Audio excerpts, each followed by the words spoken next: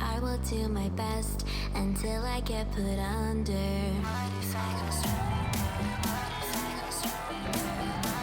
Improvement shall happen. Hey guys, and welcome. My name is Elena, for those of you who don't know me. Today I'm here with a special guest, Taylor. Hi. Today we're going to be just discussing a few topics with you guys, learning a little bit more about Taylor and, what I'm all about, body confidence, self-love, and a little bit of fitness as well. So first off, Taylor, tell me about yourself. Okay, I am 27. I'm really into crafting and stuff like that. That's really what I enjoy doing. So most of my YouTube is based around that. I am really I'm starting my self-love journey over, basically, because I went through a phase where I lost a lot of weight and I was really into myself, but then I gained a lot of it back and it was so now what do I love, But the thing is, I'm learning to love myself without all of that external stuff. So That's really what my journey is about right now. It's just empowering myself and loving myself because of me, not based on what I'm doing. Yeah, I feel like it's like a mirror right there. Same thing. We go through that and then we learn and we grow exactly what is the actual true importance and our purpose of what we want out of life and what we want for ourselves other than just weight loss. Right. My next question for you, can you share a little bit about your journey of body confidence? Maybe when was the point where you just started hey, I need to transition and rewind my mind and love myself? Yeah, so everyone has that moment, right, where they're sometimes it's you're at the doctor's office and they're hey, you need to change something, or you're going to have serious health problems. Yeah. None of that ever happened to me. Not saying that I don't have health problems. I don't actually know because I haven't been to the doctor in a while, just something I need to do. But for me, it was more I look in the mirror and I don't like what I see. Mm-hmm. But instead of trying to change what I see, I'm trying to change how I think about it. Yeah. So for me, that moment happened I want to say at the beginning of this year, because that's really when, after I lost close to 90 pounds before this year. Mm-hmm. And then I gained a lot of it back over the holiday season last year. Easy to gain it back. Yeah. Yeah. So then at the beginning of this year, I was I got to stop trying to love myself based on changing my body. I got to start loving myself based on what I already have. So that was that moment. That was the beginning of this year. Yeah. Yeah. Loving and accepting yourself first, and then working on improving yourself of what exactly that you want. And if changes are even a thing, some people, I feel they're kind of forced into change, and that's not the case. You shouldn't be forced into change. You should actually truly want it within yourself. Right. And only for yourself, because I think I was doing it for all the wrong reasons too. It was I want to get skinny so that I can wear certain clothes. No, I want to be healthy right now. That's what I want. Yeah, I agree. That's awesome. So what are factors that have helped you succeed through your insecurities? I'm going to say that again. What are factors that have helped you succeed throughout your insecurities? I know you just started it all over again. So what has helped you recently? What has helped me recently? Really, it's just not listening to outside factors. So I used to put a lot of weight into what other people thought about me. That was really my whole thing. I wanted people to look at me and be oh, I want to be like her. But recently I've noticed that that's unnecessary. It's really only about me and who I want to be like. So if I can look at myself and be oh, I'm doing a great job, then that's what I want. And what's helped me with that is really just concentrating on what I'm doing and making it the best that I can make it. That's awesome. I love that. Perfect. And as far as fitness, is it a part of your daily life now, or you're still kind of focusing mostly on the body confidence and self-love first? Well, I'm definitely still focusing on the body confidence and self-love. I would say that fitness isn't a part of my daily life, but I do try to make it a part of life overall. Yeah. I don't necessarily get into the gym as much as I want to, but I do go for walks with my dogs more often. I watch what I eat more often, most of the time. Sometimes I'm I want to order a pizza, but most of the time I try to watch what I eat. Let me order that Domino's. Domino's is my favorite, by the way. Yeah, we had Little Caesars last night, but we do also have to have stuff for salads in the fridge. Sometimes you just have to just let yourself have it. Yes, just have it and call it a Move day. on. You Yeah. want a meal, you want a whole day, you can have it. But, you know, in the end of the day, you get back to where you want to get to that you feel comfortable in. Yeah. And then those of you who did not know, Taylor is actually my Dreamwalk sister. She walked the Dreamwalk Hey. fashion show this year. I walked it last year. Before we get into the Dreamwalk fashion show, I want to just share a little bit. How did you know about my Instagram and like knew about me? When was the first time you started following me? Because I can't remember if I asked you when was the first time you started. Yeah, no, I've been following you for, I want to say at least a year and a half, if not 2 years. Like from the very beginning of my weight loss journey. So that was like August 1st, 2017, I think. Mm. I was looking for pages that like could inspire me to get in the gym, to do certain things. And your page was one of those pages because you post in the gym pretty regularly. Yeah. So I've been following you since then. And then I saw you in your Dreamwalk outfit and like shouting out the show. And I was like, yo, this is dope. I need to be a part of it.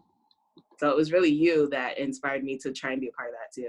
That's awesome. I'm so happy to hear that. Like, I was posting a lot about it, but it really didn't seem like anybody, like everyone was rooting for me, which is great, but nobody I knew of like that that followed me went. And I'm like, okay, bye guys. I think there was one person, dad that followed me on Instagram, but I mean, didn't approach me or anything. And I'm like, okay. So I didn't really see much of support there. But virtually I know there's people that are like, oh, I wish I could go, I live so far away and such. So it was awesome. I was able to kind of like be there now, and then you be on the stage, and I'm like, oh my gosh, this is amazing. Like one of you guys actually applied and you got in. Yeah, I thought that was awesome. It was really cool seeing you there too, because it was like, she's the reason I'm here, and now she's here like watching me do this. It was so dope. Awesome. Oh, I'm so glad. I wish we were able to spend more time. It's just crazy with travel, and then like when you're with someone else, like sometimes it can be a little bit more complicated with where you want to go and so on. So no, I understood. It was fine. Yeah, but another time, like I know that they have plans. We'll talk about that of the future ones, but let's get into it, okay? Let's talk about your experience. Like, how was the Dreamwalk fashion for you? Well, meeting all of the people was probably the best part. All of the other dreamers, I loved meeting them. They all had inspiring stories. It was great. I made so many new friends. And then just the idea of me being in my body, like the type of body that I have, and being on a runway in New York was like mind blowing. So that was really cool. I do have some like qualms with the way that the show was put together, but all in all, I think it was really good. Like I had a great time. I had a great time meeting the people around me. There were some like technical issues, but I feel like everything goes through that. Yeah, definitely. Like for me, just to share a little bit about my personal experience, like I didn't really get to connect with any of the dreamers, actually. I don't know if you actually had the chance to connect and, you know, sit down or talk, or just even like as you're getting ready, were you able to connect a lot more, would you say? Yeah.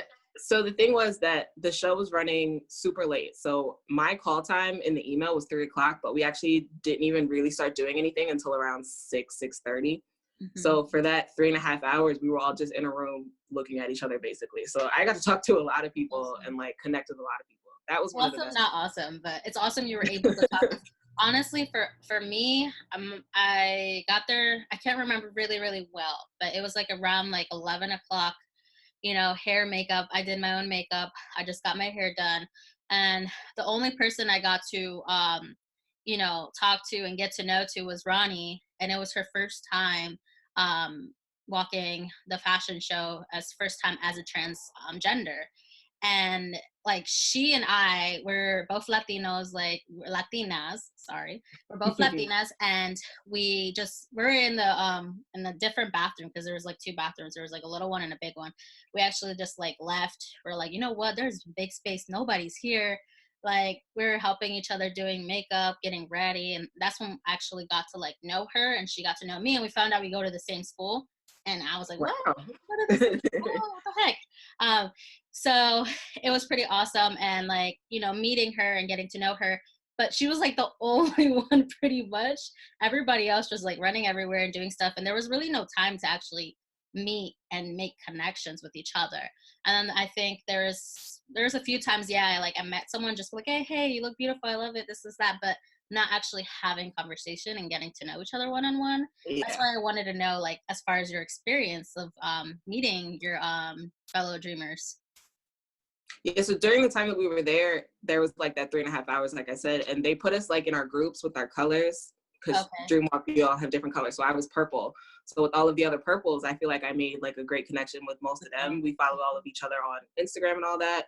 And then there are 2 other girls who are in different colors that like I felt personally connected to. So like we're really close now on Instagram as well. We talk almost every day. That's awesome. That's great. I'm starting to get close to a couple of my Dreamwalk sisters. I was able to meet some of the girls that were there last year. They came this year and they were supporting at the show. I don't know if you saw a few of them, but I was there with them. I got to actually know them a little bit more, which is awesome. And I think that part was just great to have that support system and kind of be in that positive atmosphere. Like, it's like, I love that the sisters did this so I can meet strangers from all over the world pretty much and actually have a connection and be like, you understand me, you relate with me, you understand my message. And Yeah. like, not just other people that say they do, but you actually get to meet them in person. So I'm glad you were able to make connections, and I think that's really important, and build friendships and relationships that are going to last pretty much a lifetime, if you guys feel the same way or so on about your just anything in life. So that's Yeah, awesome. especially because these friendships are based on like having the same ideals about body image and about like how society looks at Yeah. people who aren't like the societal standard or whatever. So I Hmm. feel like they're gonna last a really long time because we feel the same way on those topics.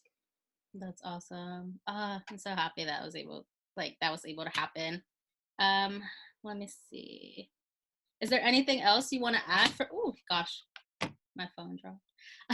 Is there anything you wanted to add about the Dreamwalk fashion show as far as like the body confidence, or were you was it able to help you in any way other than just walking the show? And like the confidence aspect, yes, definitely, because walking through the streets of New York and I had on like a bodysuit and fishnet Yeah. tights, so like basically no pants. Walking through the streets of New York with no pants on was like a very different experience than anything I've ever experienced before, but it was like empowering because it's Yeah. this is me, this is my body, you can look at it if you want to, whatever. So that was really good. It was a really good boost to my confidence there. Same with being on stage in front of a sold out theater, walking with no pants on. That was a body confidence boost as well. That's awesome. That's great. I'm glad to hear.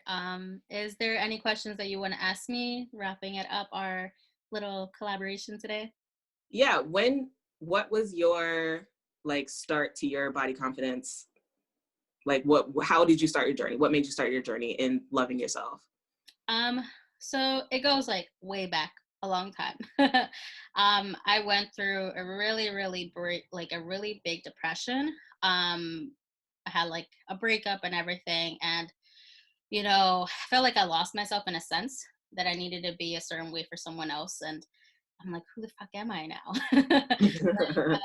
What is here? So, I was always into fitness ever since 2011.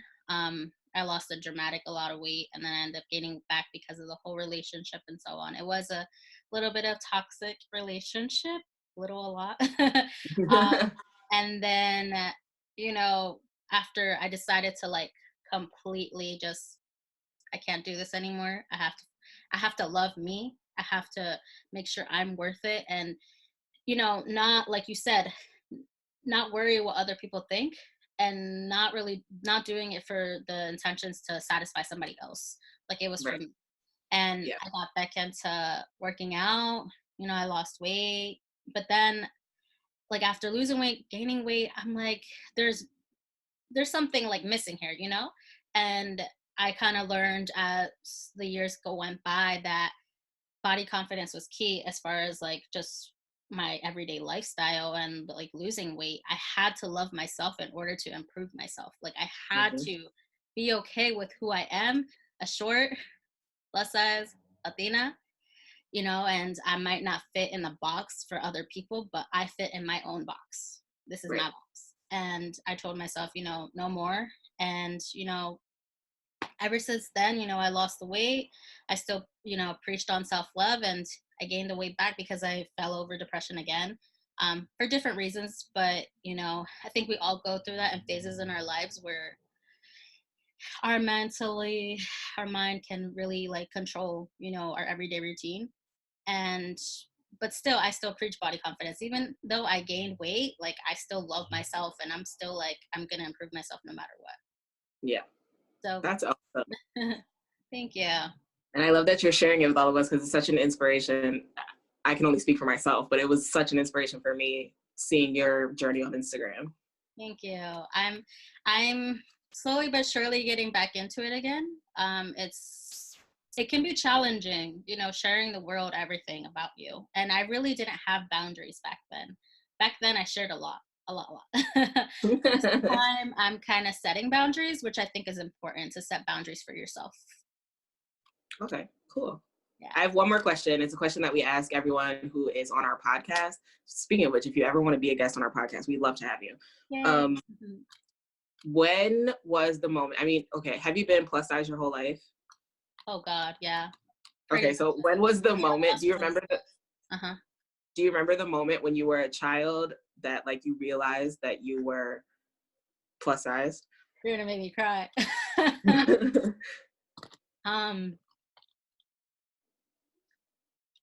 I think was when my mom like put me, sorry.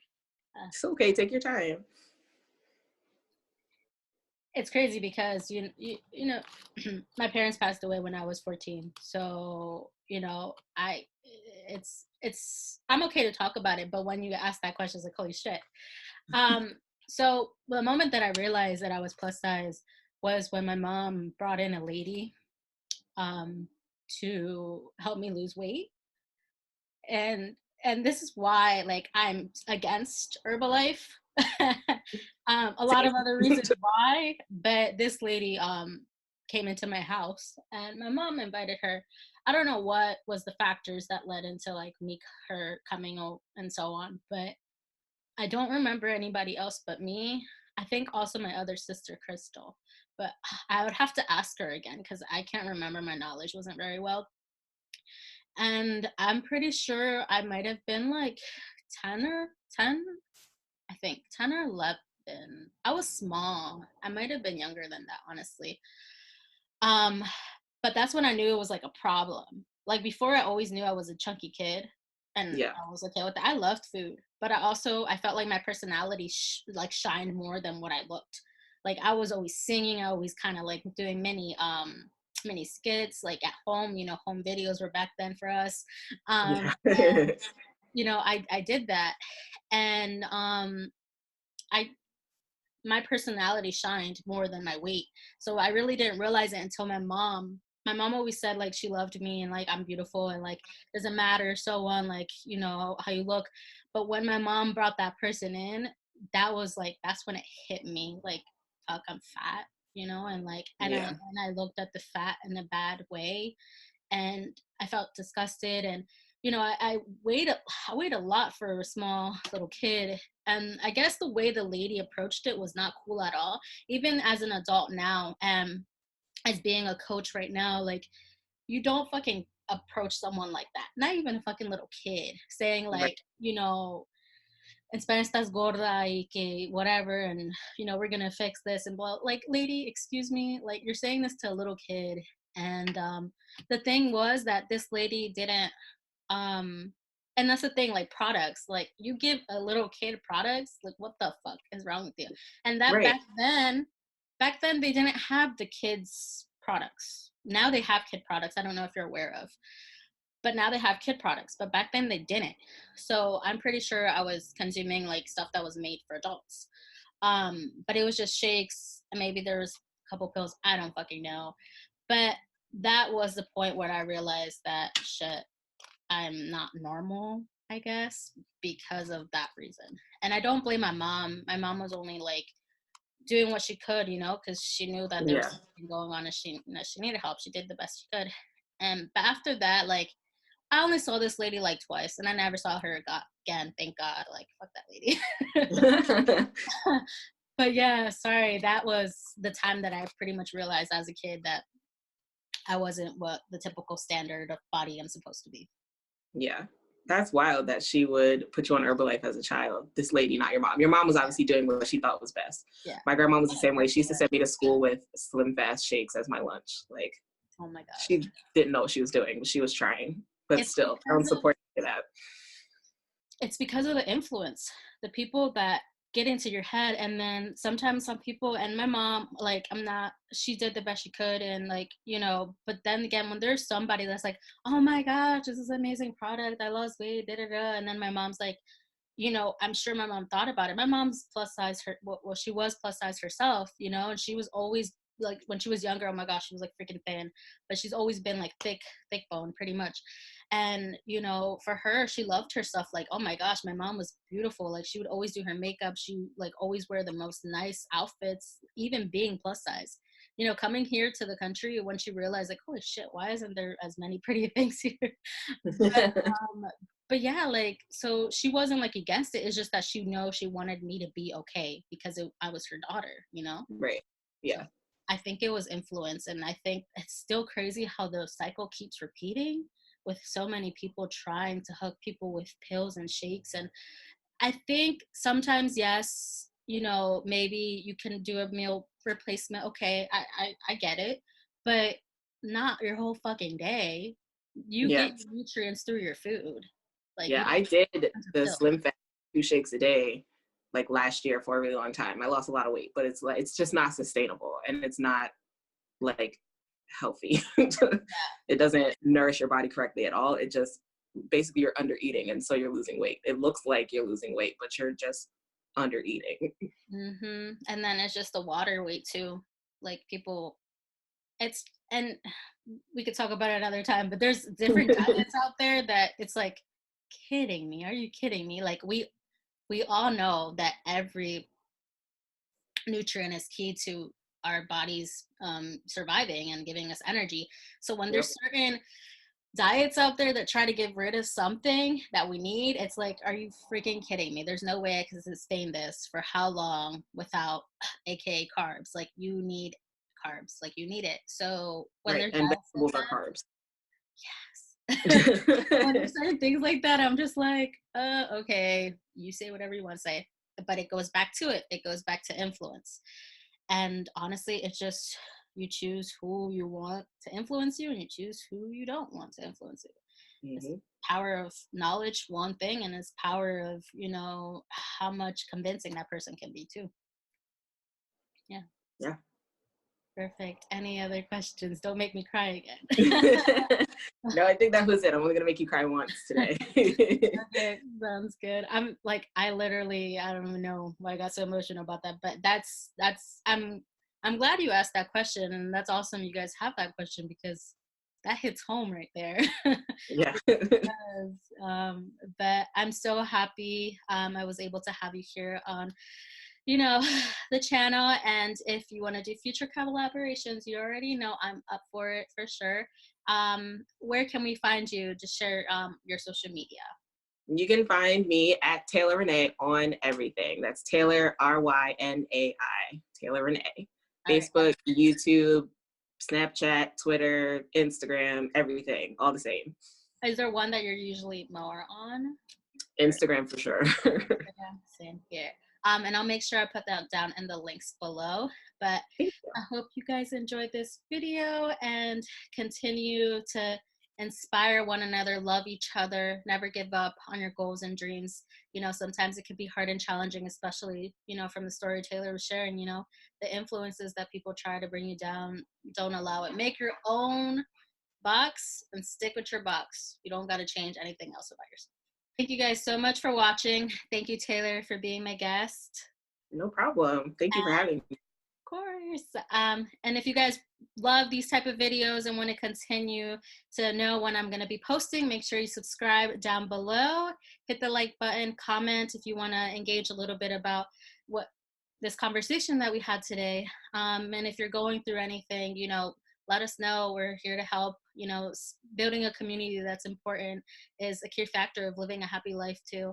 So thank you guys again. Until next time. Bye.